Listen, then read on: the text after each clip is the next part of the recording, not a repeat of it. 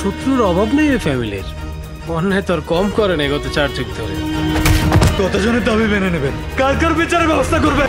সবকিছু আগের মতো আছে এই গদির মানুষটি ছাড়া। আসসালামু আলাইকুম, কি অবস্থা সবার?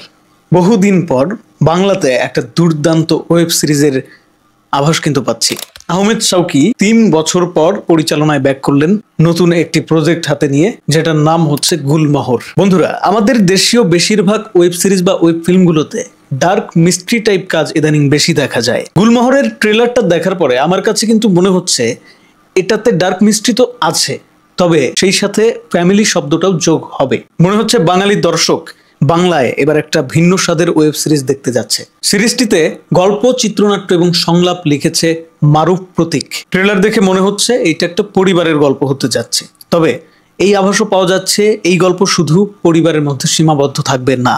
এখানে এই গল্পের রাজনীতি, ক্ষমতার লোভ, ক্ষমতাকে টিকিয়ে রাখার জন্য যা খুশি তাই করে ফেলা, মোট কথা বাংলাদেশি একটা ওয়েব সিরিজ হিসেবে ট্রেলার দেখে তো মনে হচ্ছে যে বেশ লার্জার দ্যান লাইফ টাইপ হতে যাচ্ছে। আর আমি যদি ভুল না করে থাকি, চরকির যতগুলো ওয়েব সিরিজ আছে সবগুলোর মধ্যে এটা হতে যাচ্ছে সব থেকে বড় বাজেটের এবং সব থেকে বড় পরিসরে। কাস্টিং এর দিক থেকেও বলবো যে অসাধারণ। এখানে আমরা দেখতে পাচ্ছি শাশ্বত চ্যাটার্জিকে, যেই শাশ্বত চ্যাটার্জি শুধু বাংলায় না যে কোনো ভাষাভাষীর কন্টেন্টে আজকাল দেখা যায়, তামিলে, তেলেগুতে, তারপর কিছুদিন আগে তো ভাই খাকি সিরিজ যেটা আসছে সেটাতেও দেখলাম। সো অসাধারণ অসাধারণ কাস্টিং হয়েছে। যতটুকু জানি এই ওয়েব সিরিজটা শুটিং করা হয়েছে গত 1 বছর আগে। এতদিনে এটা রিলিজ হচ্ছে এবং আহমেদ শৌকী দীর্ঘদিন পর আসলে কি নিয়ে হাজির হচ্ছে কারাগারের পরে।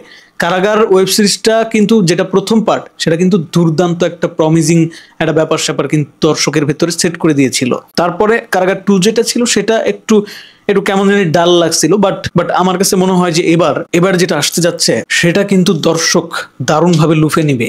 কারণ এটার গল্প, এটার প্রেজেন্টেশন, ট্রেলার দেখেই আজ করা যাচ্ছে যে দুর্দান্ত হতে যাচ্ছে। ট্রেলার কাট থেকে শুরু করে সাউন্ড ডিজাইন, ব্যাকগ্রাউন্ড স্কোর অসাধারণ লেগেছে। অ্যাক্টরদের কথা কি বলবো, এখানে যারা অ্যাক্টর অ্যাক্ট্রেস কাজ করেছে, শাশ্বত চ্যাটার্জি, তারপর সুষমা সরকার, এদেরকে একসাথে দেখে খুব ভালো লাগতেছে। বাঘা বাঘা সব প্লেয়ার।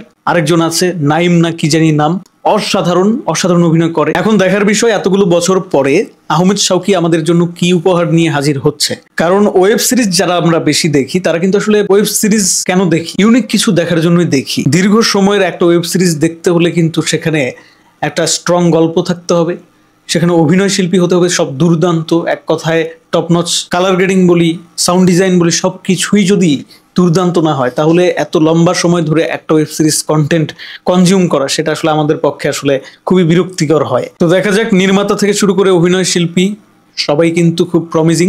গুলমোহর নামটাও খুব প্রমিজিং লাগতেছে, একটু ইউনিক লাগতেছে। দেখার পালা কেমন হয়।